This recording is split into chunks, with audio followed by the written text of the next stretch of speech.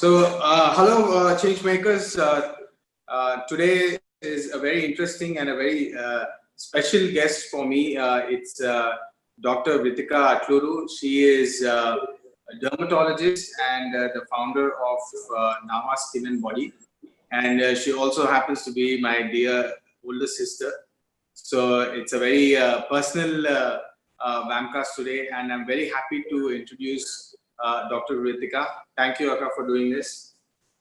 Thank you, Vamsi, for having me on your show. It's an honor. Thank you. So let's just get straight to talking about Nava. So when did Nava start? How did you think of naming it Nava? If you can just share with us what exactly was Nava stands for. Okay, so we started Nava, me and my husband, Naveen, started Nava about 2 years ago.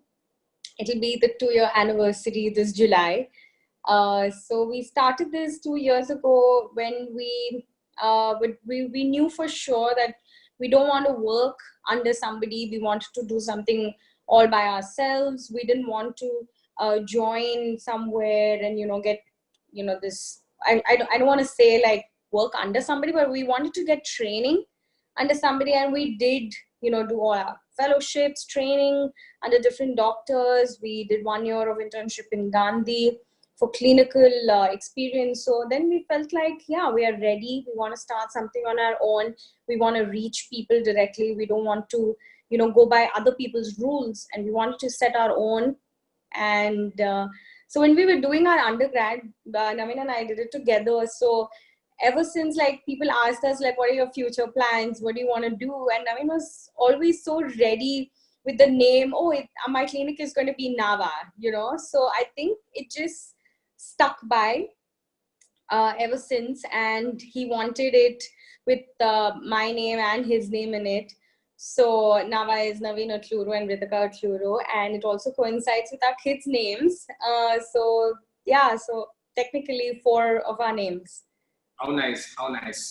So what was the market like when you wanted to enter with a brand new skin clinic? What was that you saw that people were offering, and what was that you felt you can do it differently compared to what the current market situation was? So I feel like it was nothing different that I was offering.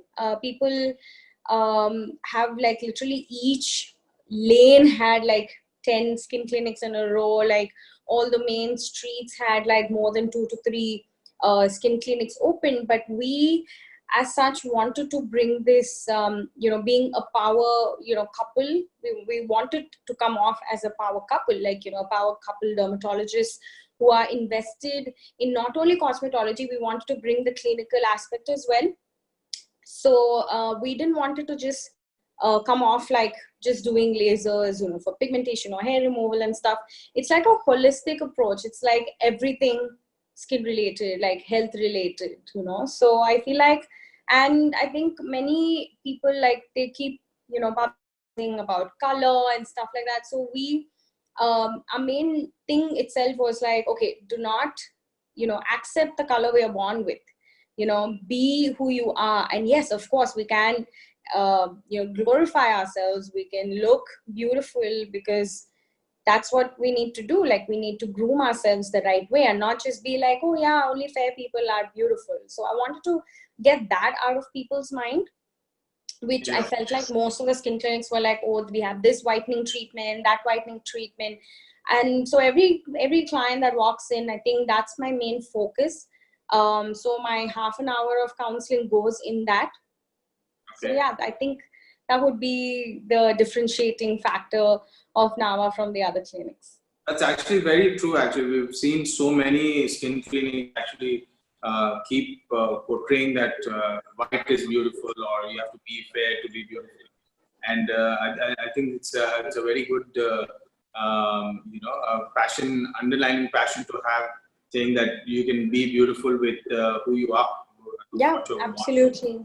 Yeah, and all the skin clinics, they take like the fairest of the fair models, and that would just kind of put us off. I'm like, we want something very natural, like something we are born with. We are all brown skin colored. You can't just show a person with like, a white person and be like, oh, I can make you like this. I cannot. I don't want to make you like that.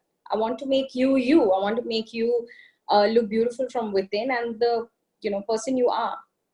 That's very nice. So what kind of challenges have you faced in the last 2 years? I'm sure you'll face many more going by. Life is a challenge by itself, but specifically while working on Nava, what was the experience like?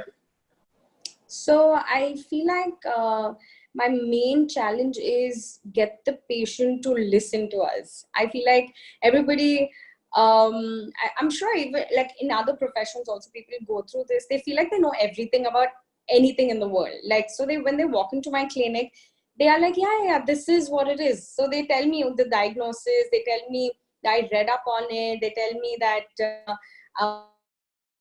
a drug to take. They'll be like, oh, but there are side effects, like, I can't take this drug, it's not good for me. And I'm like, no, that's not true. Like, any drug has side effects.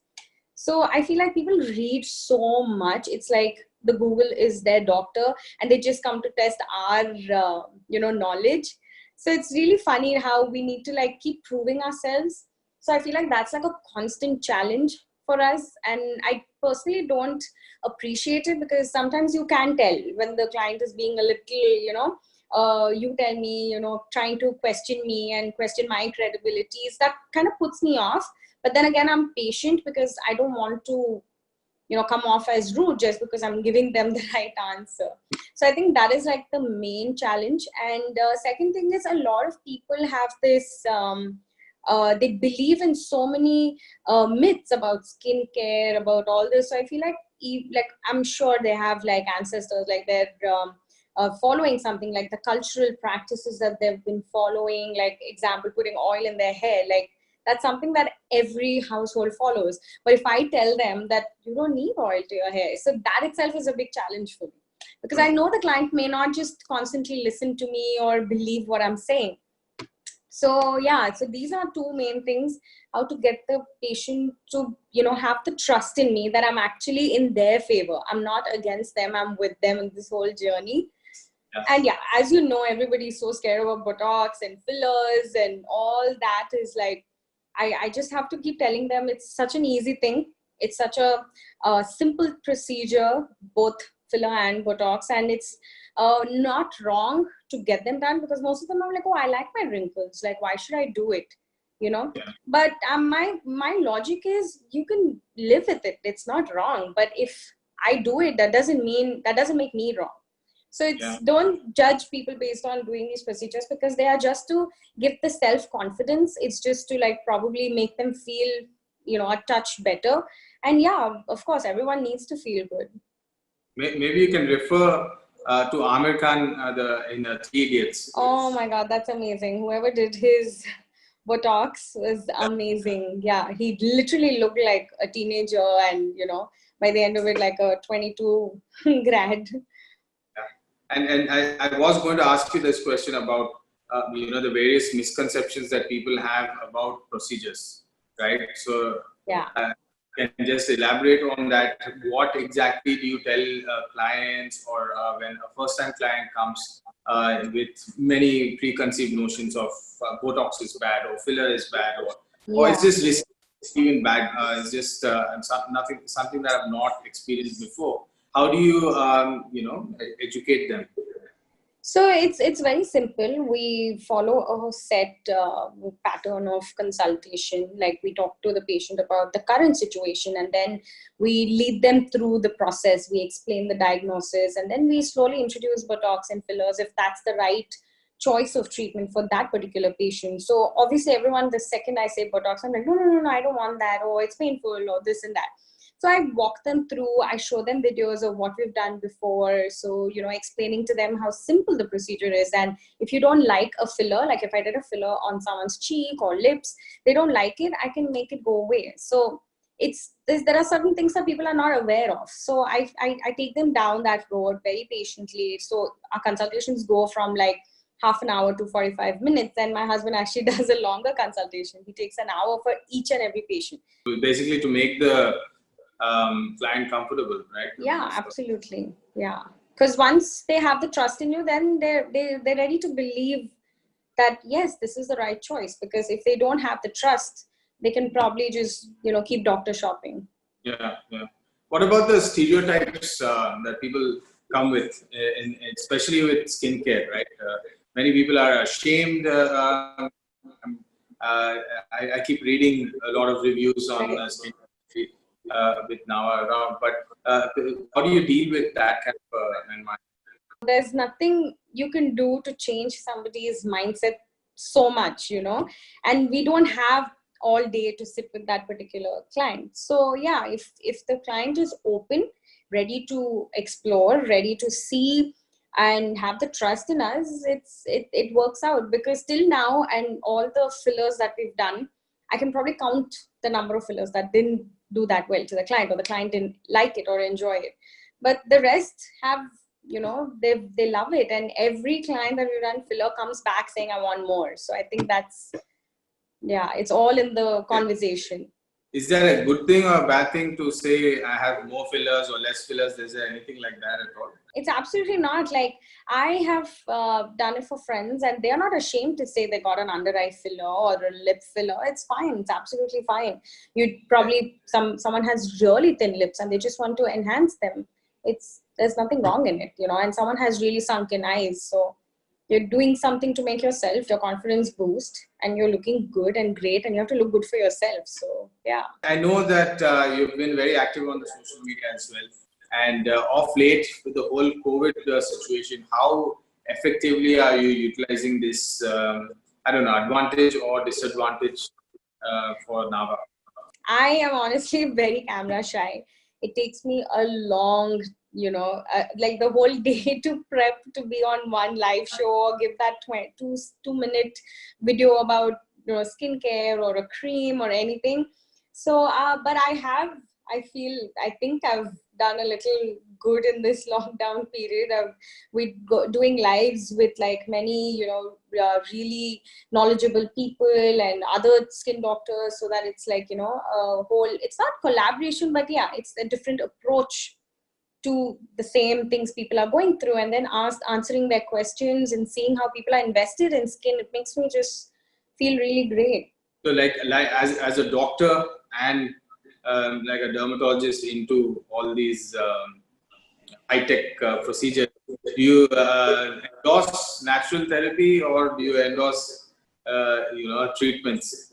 I personally like treatments because I know how much it, has value. Like the machines we invest in, or, the products we buy or the products we sell has so much, in them. Like everything, every ingredient that is there is to enhance a particular thing that we are facing. So I honestly feel medical and, doing procedures and all has more value than natural. I don't want to say natural therapy is, bad, but for me, I personally like the medical. Basically, medicine that has evolved and being put to good use. Yeah, absolutely. That's, Yeah.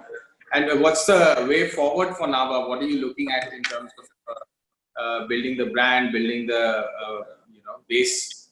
So I want Nava to be very I don't want to say affordable, but I want to say very comfortable for anyone to walk in, anyone to reach out to us.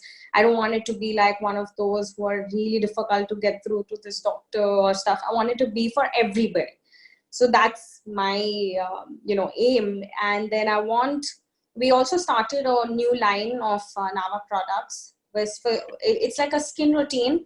We have about 5 to 6 products, and it's for every skin type, again, because I want people to reach out to, get into this whole skin regime, give importance to themselves, and, everything, like from the way they look to how they feel.